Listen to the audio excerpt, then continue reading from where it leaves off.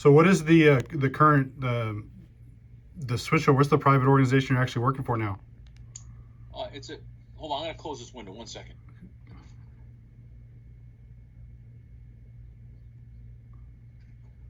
It's a engineering company called Liro, Liro, and they have a small disaster sector, and there's a parent organization called GISI, Global Infrastructure Solutions Inc.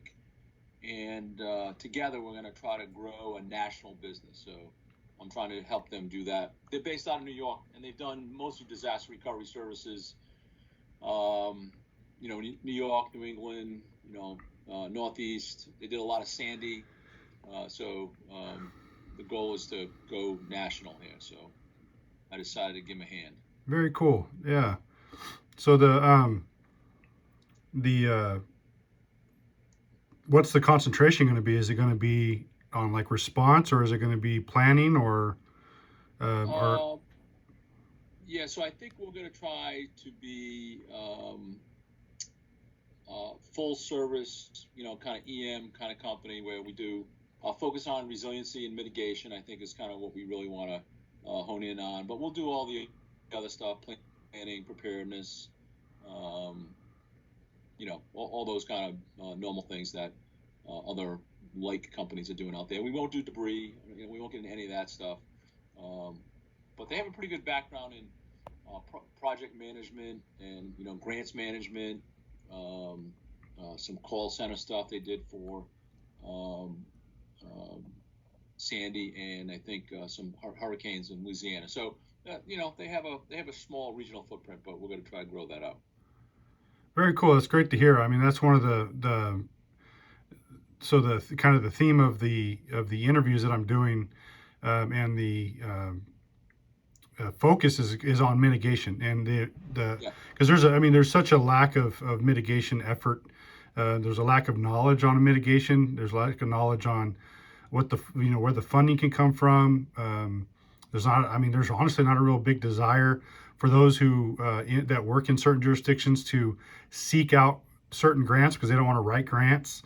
So mitigation has got to be, and that's kind of the focus of a lot of things that I'm doing lately, not only myself in my practice of emergency management, but in probing others is, okay, what do we do to change the future of emergency management? And it's got to be mitigation, which would lead to preparedness and prevention of so many things. It's all about that. I try to tell, I tell the story and where I was the keynote speaker pre-COVID down at IEM in Savannah, and I had this little shtick that I did on the road, and one of the things was I wish I did more as a local and state director when it came to mitigation. It was one of my things. And I asked the audience, 1,500 strong, in person in the convention center down there, if you're a mitigator, raise your hand. And I'm expecting that a majority of emergency managers from across the country raise their hand to say that they're mitigators, but like 12 people out of the 1,500 raised their hand as mitigators, and I really had to scratch my head about what are we focusing on. If I asked the question, who are responders in the audience, everyone would have raised their hand. Maybe not the 12 mitigators, but everyone else would have raised their hand to say that they were responders, because that's kind of the culture in emergency management. And if you want to change outcomes, right, it's not in response. I mean, we're great at response. We're really good at response. We're very comfortable with response. But if you want to change outcomes, it is in pre-disaster mitigation, resiliency, all those things. So we need to do a lot of work. There's a lot of money out there, even today, for mitigation, pre-disaster investments. There'll be much more down the road. But again, if the culture is, I'm not interested in mitigation, I'm interested in response and maybe some comfortable preparedness actions, then we won't move the needle. And that's kind of like my belief, and that's what I want to do in the company that I work for, is try to do that, because that's a better nation, more prepared nation, more resilient nation. Yeah, that's amazing to hear, and I think our I mean, we don't have a long history, right?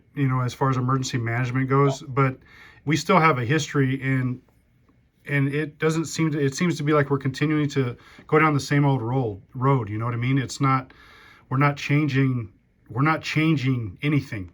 We continue to live in the response mindset, and a lot of that comes from the background of the individual in the job, or Yeah. in many cases other duties is assigned and where it's placed, and you either have a law enforcement mindset or a fire response mindset, and some cases military mindset, and it's all about response. There's not a lot of mitigation and readiness or um, prevention. It's like, well, how because that's what we see, right? We see as a human being, we can see it, so we respond to it and we pay for it accordingly, Yeah.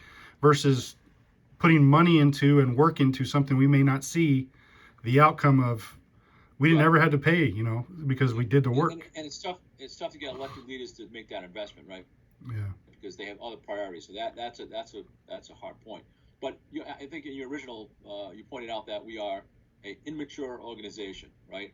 Profession, and think about the fire service, think about policemen, uh, and probably a dozen other professions out there. When you think about emergency management, it hasn't been around that long, right? You can trace it back to civil defense and those kind of things, but even that is not that long when you compare it to other public safety professions. We don't have and we're doing more, right? We're doing more, but we don't have, we don't educate our emergency managers. We train our emergency managers, but we don't educate. We're trying to do more education. I think EMI has done some things. I hope they do more. But we really have to become a more professional organization or profession. And because with that, you can train some, or you can educate someone to do all those things that are really important, like mitigation, right? Not just response, the things that we're comfortable with, the things that we grew up with, Yeah. all the things that we're not comfortable with, and the things that don't excite us. And in some cases, that is mitigation. I know there's. So you touched on a really good point. And I've had this conversation recently, and it's been kind of a controversial viewpoint. Is that EM, emergency management, is not a profession yet.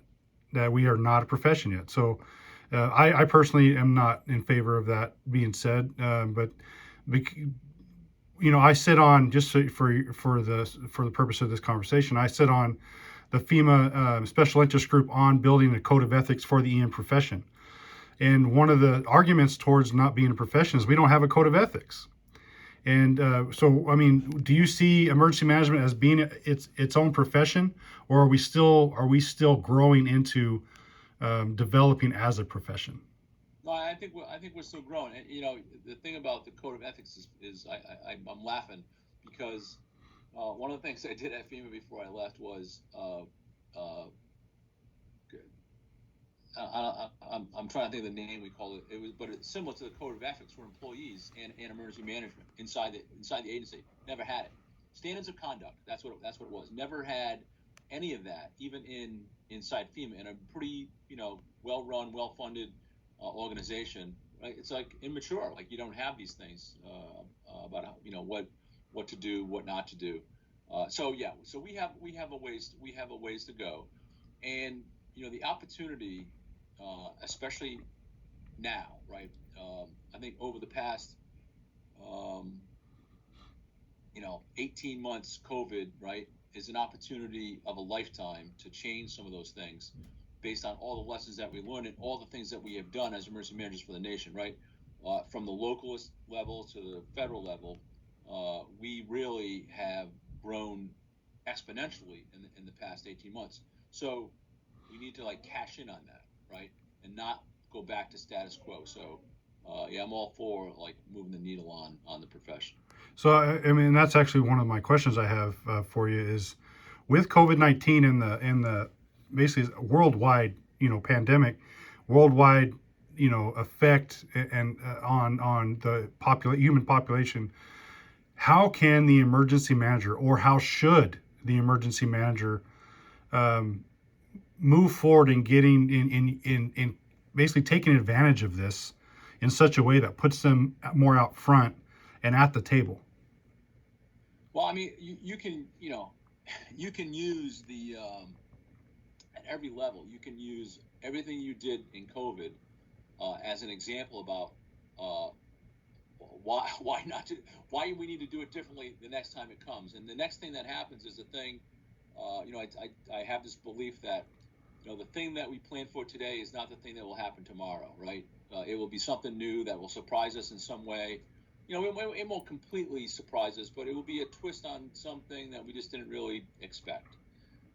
So we should use what we've learned and gain knowledge on and make our elected leaders smarter. So really the only way to really change the direction is to convince the people that you work for, right? So whether it's a governor or a mayor or a town manager, tribal chief, or the president, right?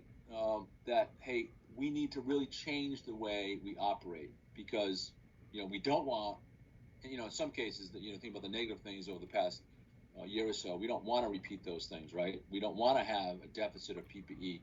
We don't want to have, all the things that we were struggling with, right?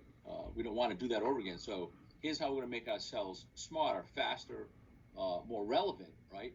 And if there was a period in time where everyone saw how relevant a emergency manager is, it's right now. So you have to, and it starts at every level. You just can't expect, the new FEMA administrator to bang the drum and lead the way on it. Everyone has to do it at every level.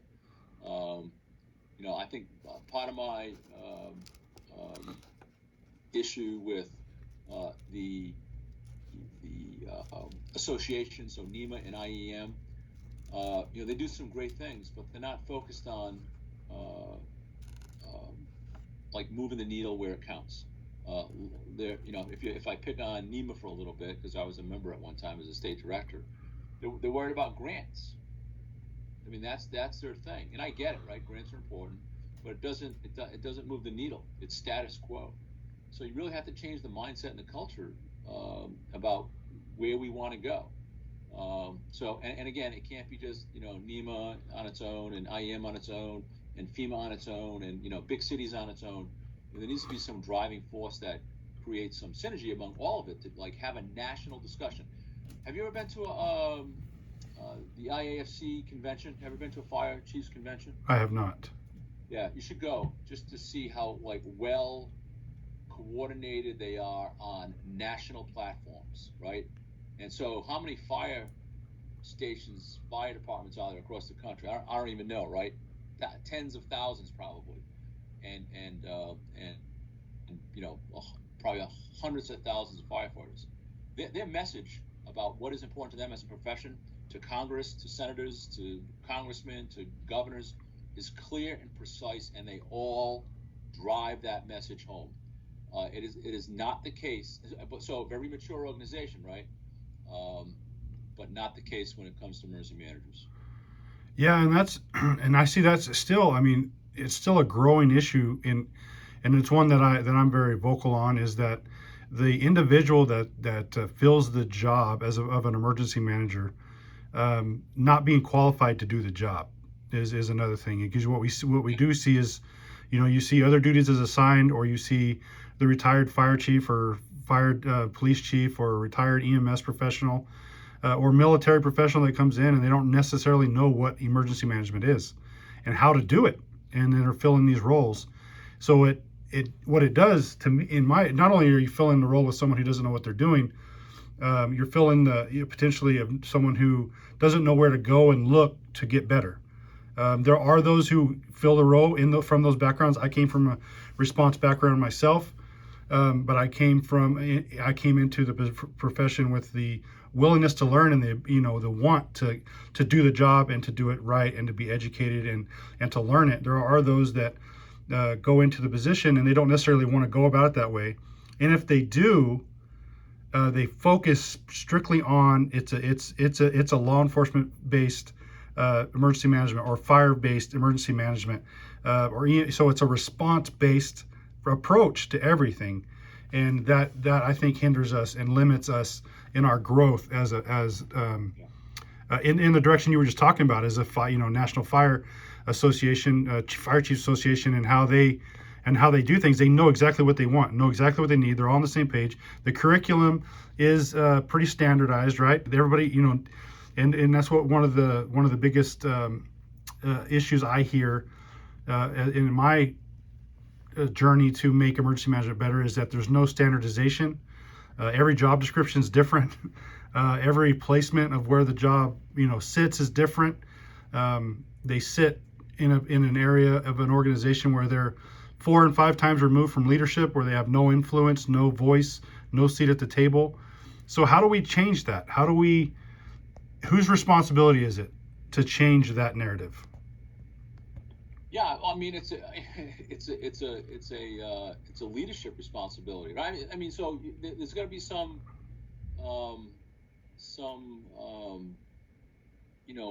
glue that gets together the entities that can drive a national discussion on things that are important to the nation and to the profession. So again, I had a lot of grand plans as the FEMA Administrator, and one of them was what I'm talking about is get IEM and NEMA and NACO and others, right, all at the table and agree on a national platform. And then it's a platform that we all can champion about what is important to the nation. Because if you want to change, what comes next, then you have to have a solid way forward and a vision. And if everyone has their own vision, then it's not going to happen. We'll just keep status quo, and that's the thing I think that probably agitates you and I about this profession, right? It's like we're after the response we declare victory, right? We did a great job.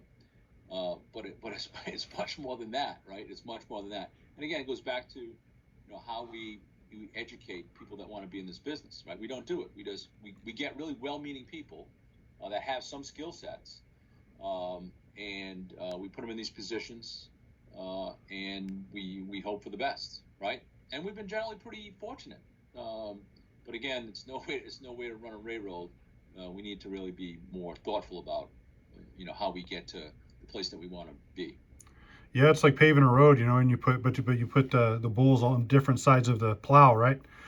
They're pulling on different directions, and they give and go, but they don't go in the same direction. And I feel like we, as a profession, need to line up and go in the same direction. We would obviously be more productive, right?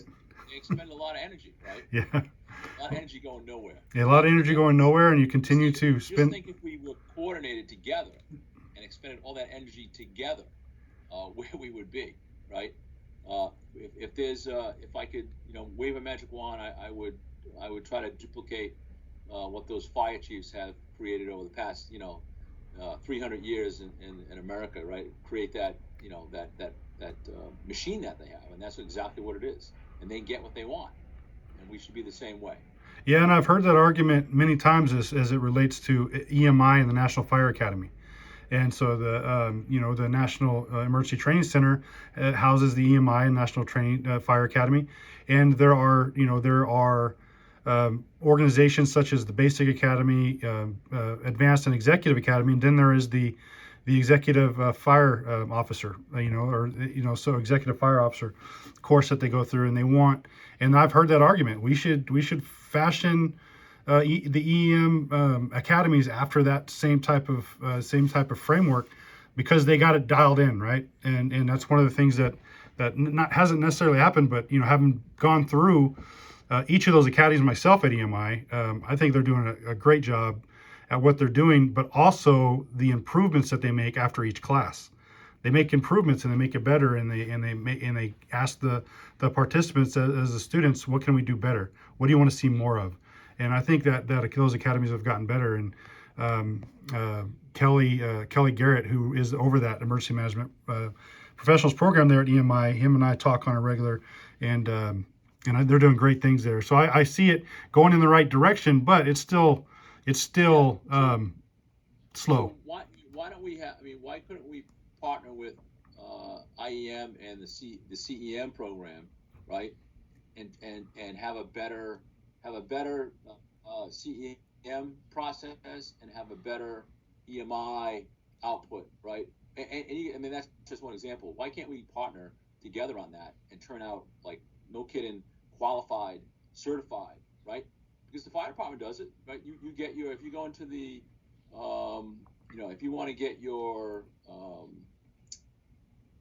arson certification, you have to go to EMI, right? Or you have to go to the National Fire Academy, right? That's the only way to get it. So why can't we be smarter and have an agreement with a private organization to like churn out professionals, right? In a better, more meaningful way. So there's lots to do. It will take some leadership. Yeah, and I'm right there with you. I feel the exact same way. And part of my and I I'm a certified emergency manager through IAM, and one of the things that bothers me about that is that I think we should be certified emergency management professionals, not emergency. The emergency manager, and this is another. So we're leading kind of. This is a perfect lead into another question I have is. I am a strong proponent and argue that there is absolutely a difference between an emergency manager and an emergency management professional. What's your take on that? Yeah. So I was, and not to throw stones at any of my predecessors, but Craig Fugate, I think his mantra was everyone in the agency is emergency manager. Well, that's not true, right? It's just not true. And so I think with you, there may be emergency management professionals, but everyone is not an emergency manager. When I think about emergency manager, right, who is an emergency manager? And so I have been, and maybe my point of view on this is a little bit jaded. So I was a local director, right? So I was the City of Providence emergency manager, and I was the state director. And then I was the FEMA administrator. So I consider myself an emergency manager, right? Now, the people who work for me in finance or in planning, are they emergency managers? No. Are they emergency management professionals? Yes. And they emergency management planners? Yes. But there's a I don't know. We kind of missed the boat, I think, on how we identify ourselves. And then the other thing is not everyone in emergency management wants to be an emergency manager, right? If you're a finance professional, right, and you want to do finance at FEMA, right, you're not, and you may like the FEMA mission, but what you really like is finance, right? And so you could do finance anywhere, but you're not an emergency manager. You're doing it in for an agency that is. So I think with you, I'm kind of the same belief. We need to be clear about who's an emergency manager, right? Because it is like it's a I don't know, say as a designation, but if you wanted to get hired as a director or a deputy director in a city, town, state, just because you're an emergency manager doesn't mean you qualify. You would have to have done the job and done the whole thing, right? So I mean, again, I may be a little one-sided on this, but I think there's some value in being clear about who does what and what title we give them. Yeah, and that plays in many roles too, because across in general emergency management, because what we see is, and I've kind of mentioned on this earlier, but it leads into what you just said, is that there are no standardization in what we call ourselves or what the job title says. I mean, we have emergency management specialists, you have emergency managers, you have emergency management coordinators, you have emergency preparedness specialists, and all crisis management. I mean, there's no standardization on what the job that we go into, and there's still, and what I've found a lot, especially during the COVID crisis and now, as I find more and more jobs that are being posted, is now they're combining disaster preparedness and response or management with environmental health and safety. So you got to be, not only do you have to be an emergency manager, you have to be environmental health and safety specialist. So they don't even, so there's so much still that like those who are actually putting these job descriptions together or wanting to hire someone to fill a position don't fully understand those are two full-time jobs. Yeah. So it's in two different spectrums.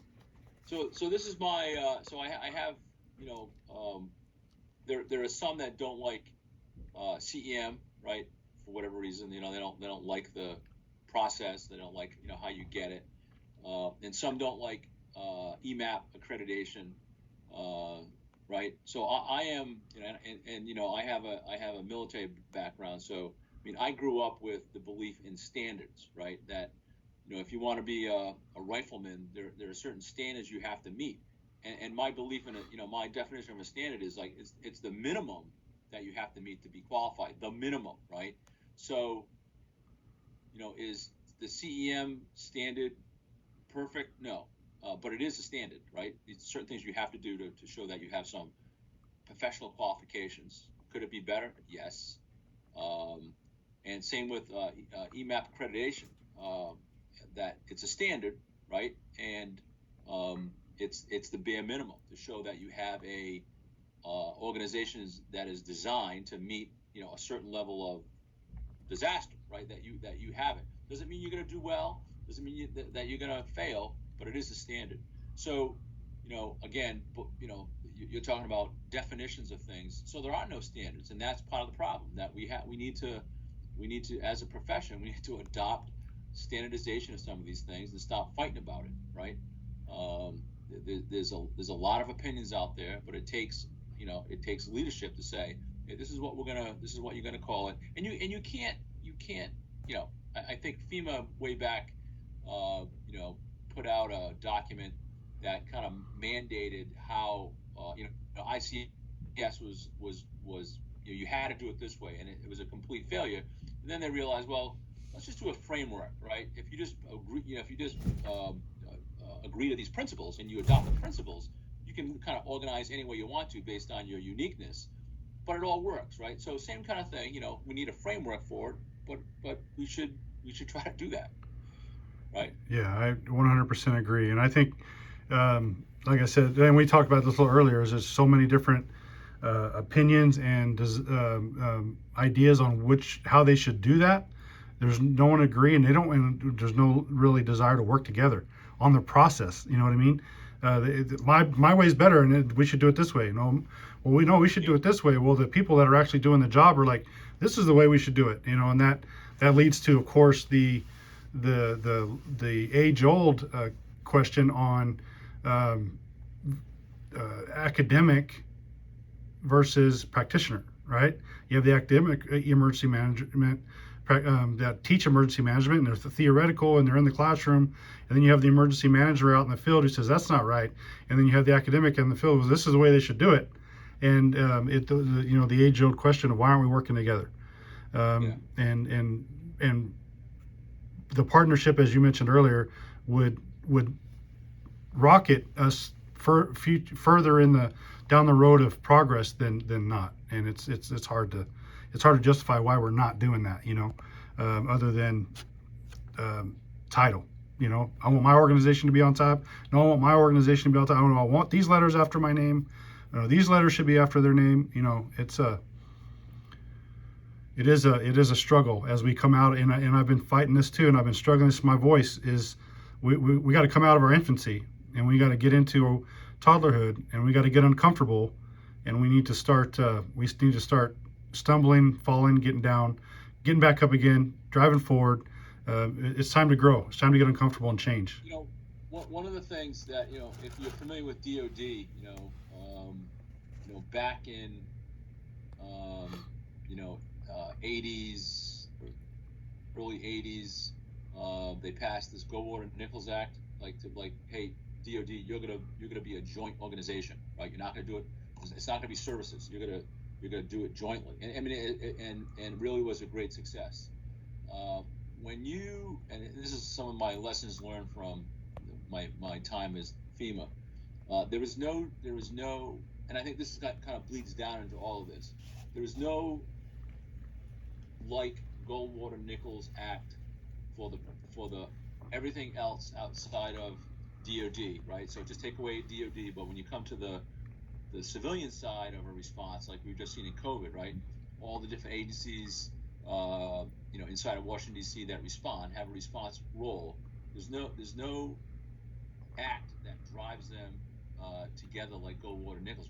Because it's a smarter way to do business. So it's all, every time we do a response, it's kind of ad hoc in its own different way. And people work together, but there's no driving, law or driving, principles about how we need to coordinate together.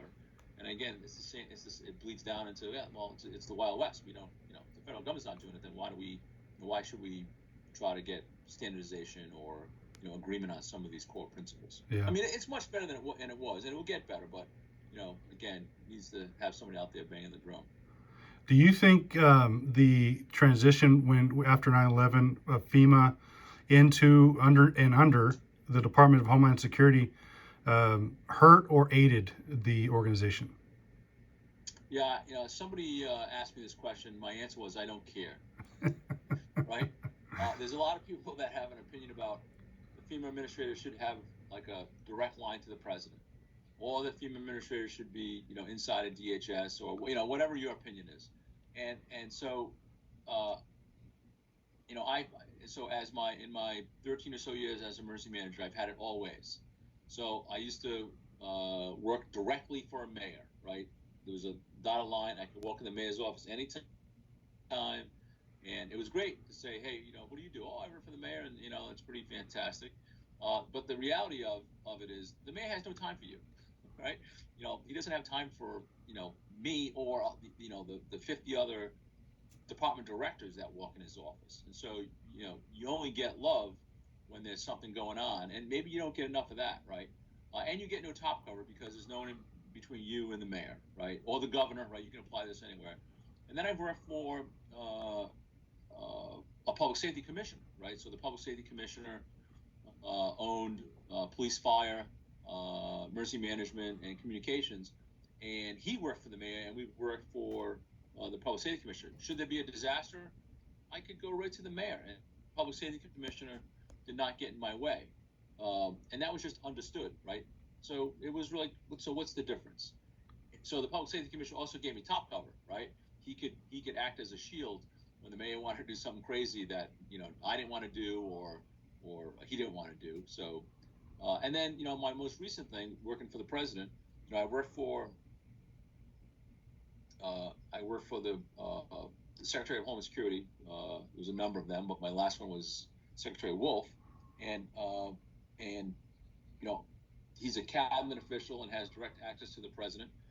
I have, if I had to go see the president on whatever, right? That my boss wouldn't. I mean, he wanted to know what I wanted to go see, right? I mean, I'll go talk to him about, and maybe he would be with me.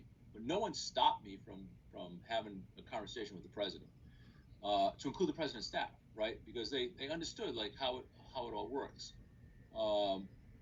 So it's all based on I think it's like based on personality. I think it's based on the comfort level that people have with you or don't have with you. Now, so you can have just so you understand this.